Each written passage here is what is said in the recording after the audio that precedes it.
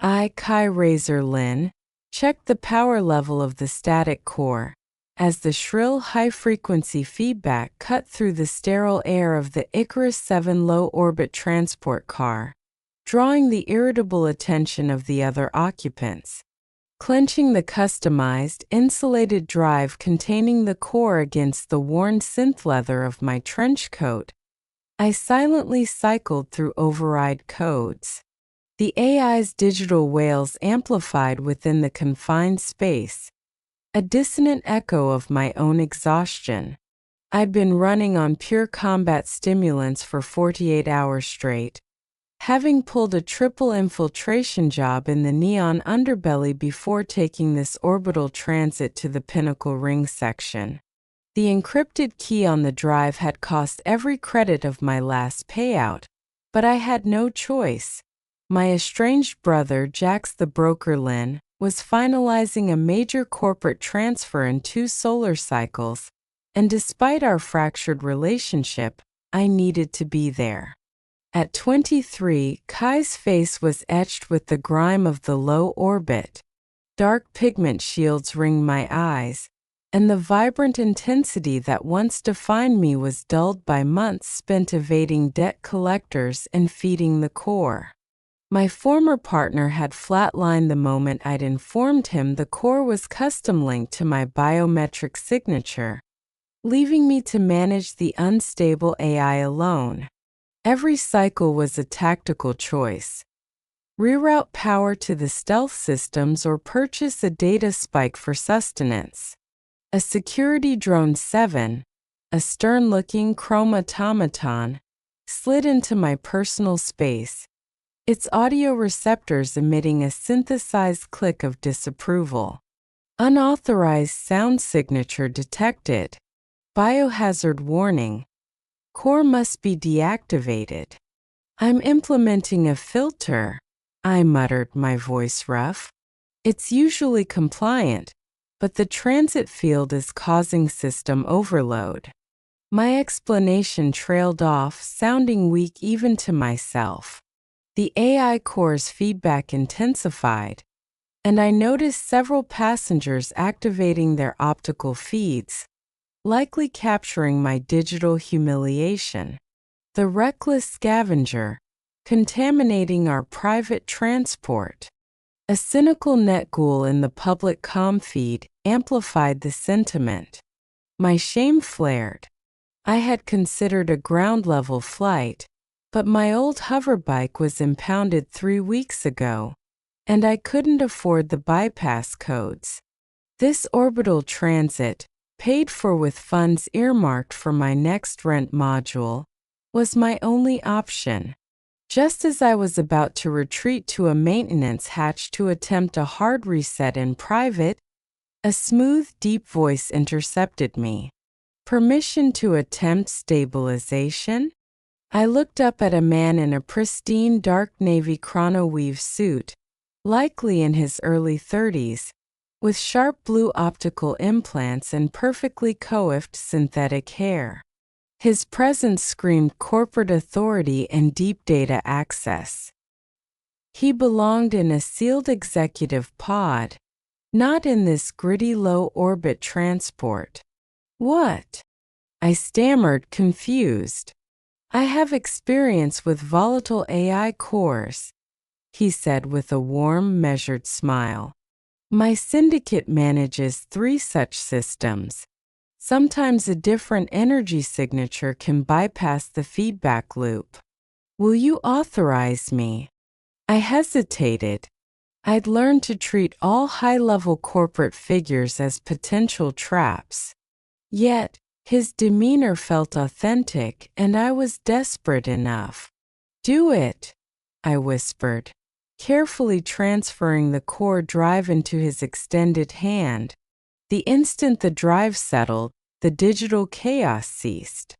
Within seconds, the core's white noise dissipated into a low, steady thrum. The man's large hand moved in gentle, circular motions on the device's backplate, and he vocalized a soft, untraceable frequency that acted as a silent command override. How did you? I breathed, astonished by the sudden digital peace. High-level access, he replied quietly, maintaining the soothing input. Sometimes they just need a change of bandwidth, or in this case, a change of handlers. The cabin settled into a grateful silence. What is its designation? The man asked, holding the core with practiced ease. Static, I replied, studying his face. He felt familiar, like a highly circulated data packet I hadn't bothered to unpack. And I'm Razor. Nice to meet you both. I'm Dominic Vex, he said, adding with a light smirk, and forget it. We've all faced total system collapse. As the static core stabilized in Vex's hand, I felt the tension drain from me for the first time in cycles. I observed the natural way he interfaced with the core, how his expensive suit was now marred by residual plasma residue from the drive. He seemed completely indifferent. You're not sanctioned for low-orbit transport, are you? I asked, realizing he was far too well protected for this sector. Vex offered a faint, mysterious smile. Let's just say I like to randomize my routes.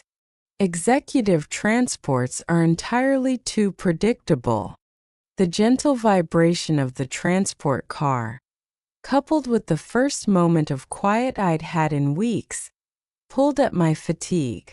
I should reacquire the core, I murmured. It's secure here if you need to crash, Vex offered. I don't mind maintaining it. You look like you're nearing critical system failure. I wanted to refuse, but my body was failing me. The exhaustion, the profound relief, and the unexpected courtesy from a stranger overrode my defensive protocols. Are you sure? Absolutely. Initiate sleep cycle. I've got the core. Despite every instinct screaming for me to remain alert, I felt my head growing heavy and leaned against his shoulder. The combined heat signature and the static core's steady thrum created a momentary safe zone. What Kai didn't know was that Vex had been passively monitoring her struggle. What she also didn't know was that Dominic Vex wasn't merely a corporate executive. He was the CEO of the Ascendant Foundation, one of the largest tech uplift syndicates in the Neo-States. And this random encounter was about to irrevocably recode both their futures.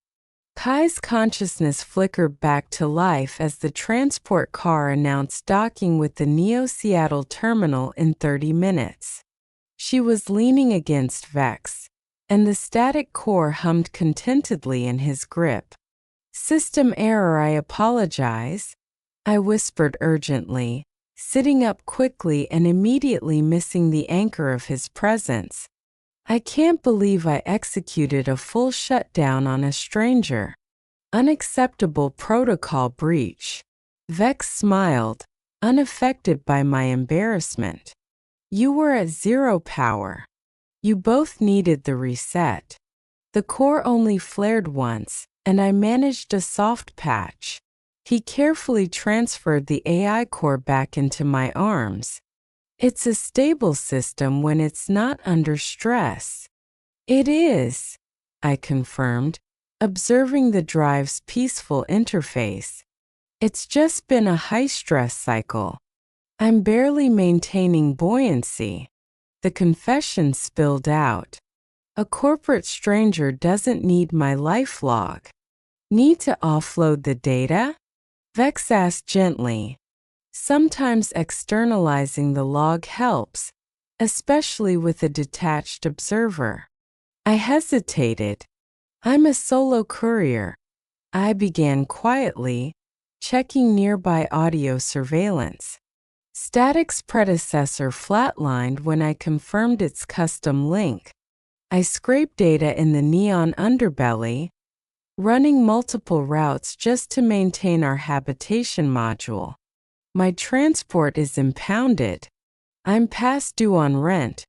And I spent my last credits on this transit key because my brother is executing a major transfer. Jax and I haven't spoken in 2 cycles. We had a major confrontation when the core came online because he thought I was sacrificing my future. He only extended the invite because our old world parent guilt him. I don't even know why I'm going, except that he's the only family I have left since our matriarch went offline. Vex listened, offering no empty protocols. That's a high degree of fortitude, he said finally. Managing a volatile core alone, running multiple contracts, and still making the effort to mend a familial disconnect. You have strength. You don't know my log, I said skeptically. Maybe, Vex conceded. But I've been observing your protocol since the dock. The way you apologize to every unit. The care you show the core even under duress. The fact that you're going to a transfer where you might be marginalized just for the sake of family. Those are not the actions of compromised moral code. Those are the actions of someone operating on principle. His words were unexpected.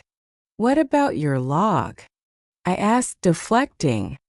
You still haven't explained why a chronoweave executive is using a transport car designed for low-orbit workers. Vex's expression tightened. I'm in corporate logistics, he said vaguely.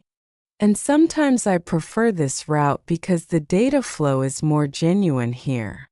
Executive pods are full of figures who've lost connection with the ground floor. That's a transparent cipher, I observed. Are you a deep cover agent? Should I be concerned that I initiated sleep cycle next to a stranger? Nothing hostile, I assure you, Vex chuckled. Let's just say I'm positioned to initiate assistance when possible, and sometimes that's easier without a publicity feed.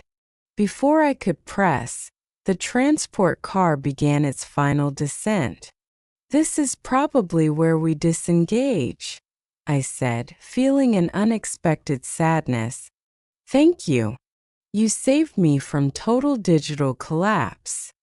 Actually, Vex said, pulling an elegant, cream-colored data chip from his jacket pocket. I was hoping to gift you this.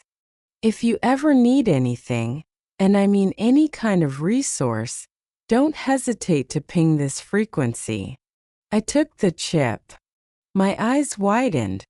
The simple, expensive lettering read, Dominic Vex, CEO, the Ascendant Foundation. Below that was an encrypted frequency and an address in Neo-Seattle's corporate citadel. You're Vex, I whispered. Even in the low orbit, the Ascendant Foundation was famous for its tech uplift initiatives, single-parent housing protocols, education grants, and job reintegration programs. Guilty, Vex admitted with a sheepish grin. I was attempting to avoid the title because I wanted a genuine conversation with someone who wasn't attempting to leverage me for resources. Kai's memory matrix clicked. This explained his presence, his easy control, and his cryptic comments. He had chosen to assist my struggle. Why the non-disclosure? Because you needed assistance from Dom the person, not Vex the CEO, he replied. And because I've learned that when people know my designation, they either want something or become too intimidated to interface normally. I valued the conversation with just you. The transport car docked. This chip isn't a charity marker, Vex said, as if accessing my thoughts. It's an access point if you choose to activate it. I clutched the data chip. The Neo-Seattle terminal buzzed with early cycle chaos. I gathered my single worn data duffel, which felt pathetically inadequate next to the sleek carbon fiber luggage of other passengers. Vex waited patiently, holding the static core while I struggled with the bag's broken clasp. "Let me assist," he offered, but I firmly shook my head. "I have it," I insisted, finally wresting the bag free. The automatic refusal was a function of my necessity-driven independence. Accepting help meant owing people, and owing people meant disappointment when they inevitably let you down. As we moved through the jet bridge, the contrast between us felt amplified. Vex radiated the confidence of deep-level access. "Where is your residence module for the transfer?" he asked. "A budget squat near the Citadel," I replied, omitting the reviews that mention unstable power grids and questionable cleanliness. Vex frowned slightly. "The low-orbit grids are unstable this cycle. Have you considered?" "I can't afford an upgrade." I cut him off, my defense mechanism spiking. "I appreciate the intervention, but I don't require a systematic overhaul. I manage fine on my own." The words came out harsher than intended, born from years of struggling to maintain dignity while barely surviving. Vex raised his hands in a gesture of non-hostility. "You are absolutely correct. I apologize. I have a tendency toward over-optimization, especially when I care about the outcome." We reached the baggage collection drone bays, and Vex's comm unit began to pulse insistently. He checked it with reluctance. "I must take this. Urgent work directive that apparently can't wait," he answered. "Vex, Ascendant Foundation." I watched his entire persona shift into professional mode. "I understand the timeline is critical," Vex was saying, "but we cannot compromise the vetting protocol for the single-parent uplift housing program. These are not statistics, these are families. I want to personally review every rejected application. If we reject genuine need due to bureaucratic error, we are failing our core directive." A cold realization began to override my shock. This morning I detailed my private struggles to a stranger. Financial collapse, housing instability, single-parent status. Now, I was hearing the stranger run program specifically for my exact demographic. "That housing protocol," I said slowly. "How long has the foundation been running it?" "About 3 cycles now," Vex replied, pleased by my interest. "We've relocated over 500 families. It's one of our most successful initiatives." "And the recruitment?" I pressed, my tone hardening. "How are candidates usually identified?" Vex grew cautious. "Outreach units identify families in need. Sometimes they are referred by social services." "Why do you ask?" Rage began to surge in my system. "How convenient that you are routed to the low-orbit transport, right next to a single mother who fits your demographic perfectly. How convenient that you were so interested in a full log of my financial collapse and housing problems." "Razor, what are you suggesting?" Vex asked, but guilty recognition flashed in his optical implants. "I'm suggesting this entire interaction, the courtesy, the core stabilization, the conversation, was a staged evaluation. Were you planning to offer me a spot in your housing program? Is this how the Ascendant Foundation manufactures its success metrics? By targeting vulnerable couriers on public transport?" "That is inaccurate," Vex said quickly. "Oh my God, I'm so naive. I continued, my voice rising. I actually thought a person was exhibiting unsolicited kindness. I thought I had interface with someone who saw me as an individual, not a charity data point. Why else the secrecy? Why the card? Why the mysterious promises? For a few hours, I choked out, tears of humiliation welling. I actually felt like I had value, like maybe I wasn't just some pathetic courier. But this entire time, you were just conducting an analysis. That is false, Vex argued, stepping closer. Yes, I was traveling to oversee our Neo-Seattle operations. And yes, I used this transport to maintain perspective.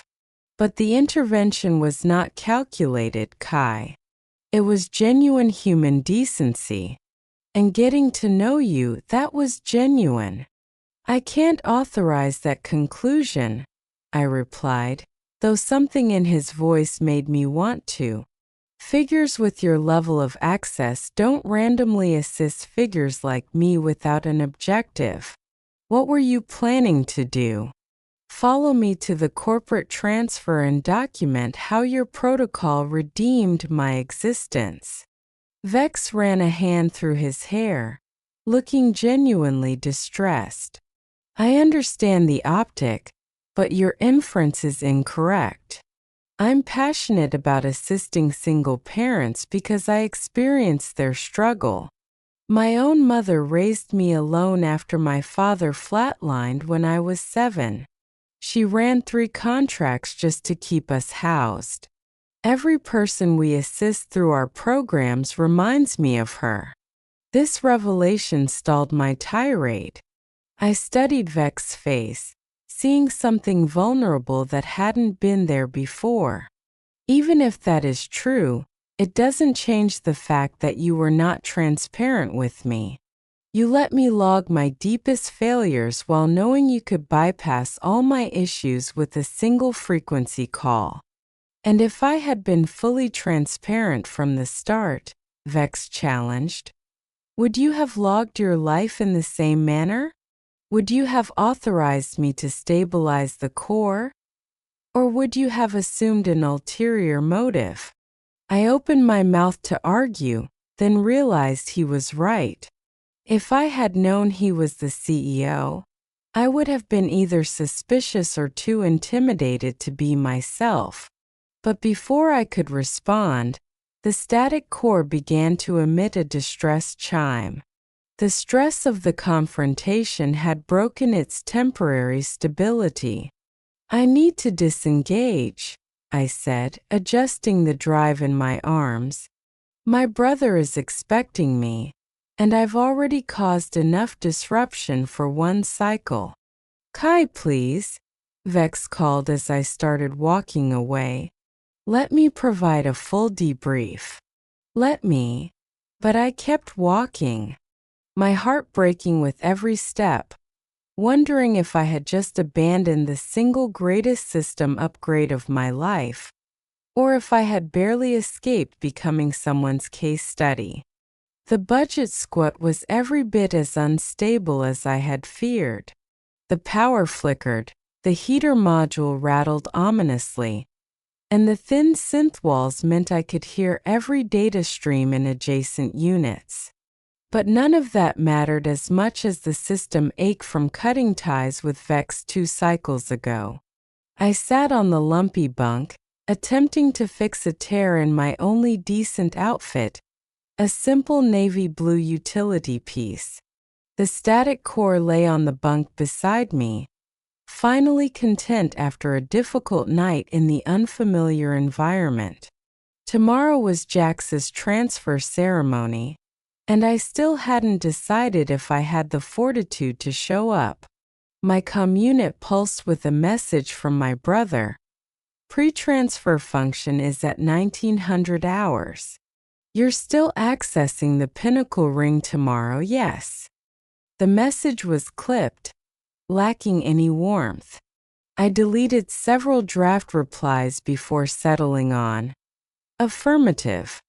I'll be there. A knock interrupted my self-analysis.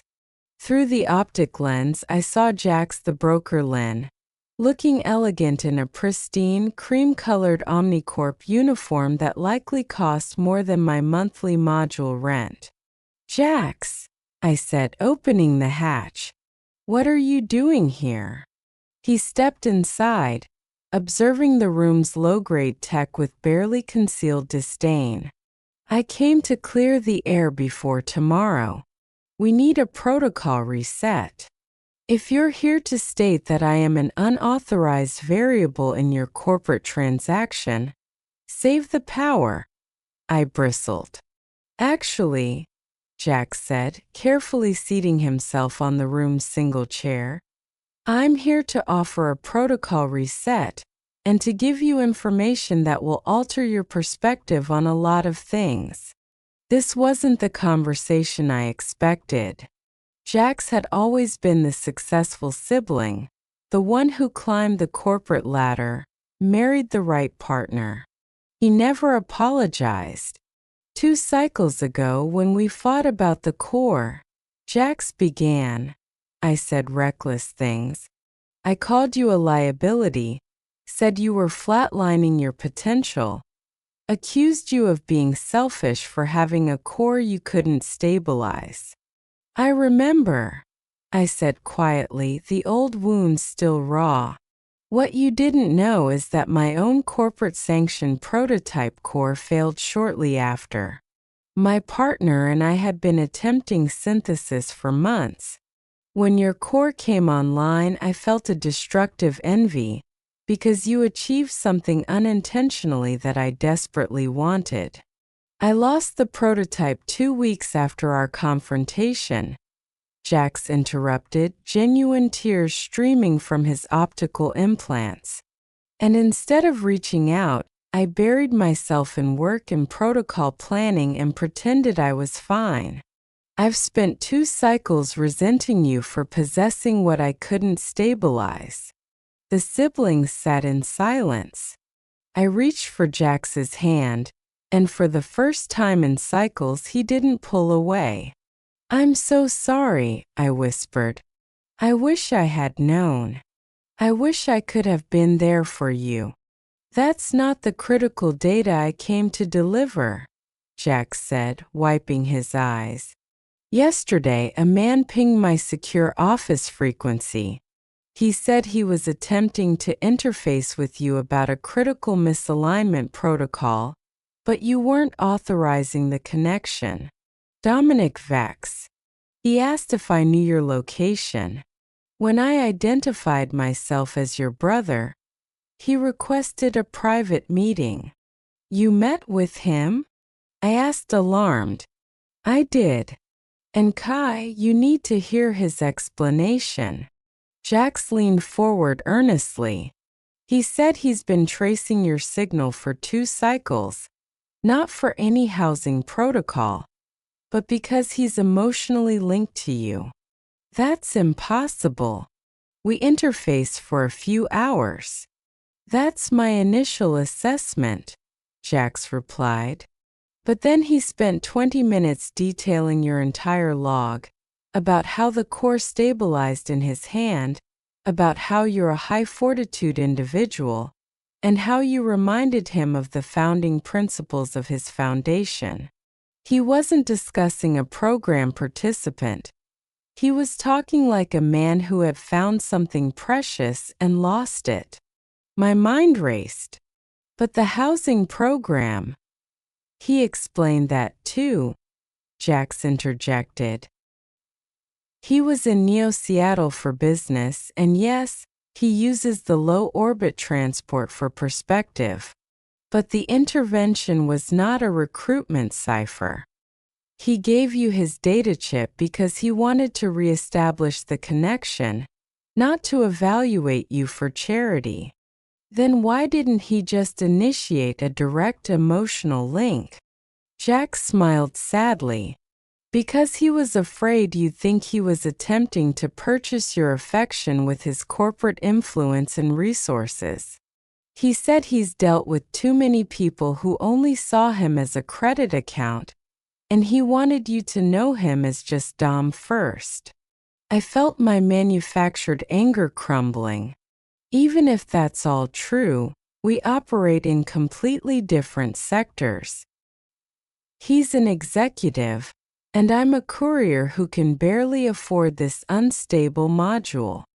That's the final data packet, Jack said, pulling out his comm unit. He asked me to transmit this to you. He opened an old newsfeed article. Vexio launches single mother uplift protocol in honor of late matriarch. Read the core quote, Jax instructed. I read aloud. My mother, Maria Santos Vex, raised me alone after my father's flatline when I was 7. She worked 3 contracts to keep us housed, often running on empty so I could be sustained. This program exists because no child should face housing insecurity, and no mother should have to choose between sustenance and rent. Santos was his mother's designation tag, Jax explained. She was a solo parent from the low orbit. Vex grew up in poverty, Kai. He understands your reality because he was coded by it. I sank onto the bunk, overwhelmed by this new information. Everything I thought I knew about Vex was shifting. There's more, Jack said gently. He's here in Neo-Seattle.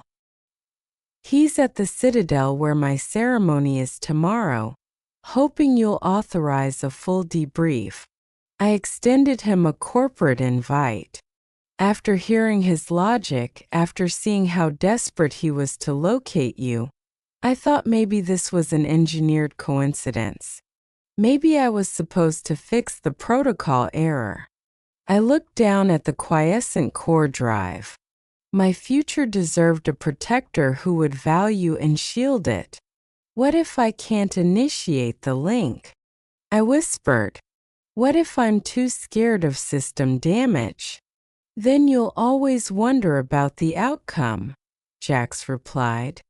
And Kai, you're the highest fortitude person I know. You've navigated extreme survival protocols and protected a custom core. If you can do all that, you can certainly take a chance on an emotional investment. The next evening, Kai stood outside the gleaming Citadel ballroom where Jax's reception was in full flow. She was in a borrowed emerald green high-fashion bodysuit. The static core was on a stabilized charge with a hotel sitter. Through the panoramic window, Jax and his partner were dancing. And there, at a corner table, sat Dominic Vex in a perfectly tailored black uniform, watching the access door.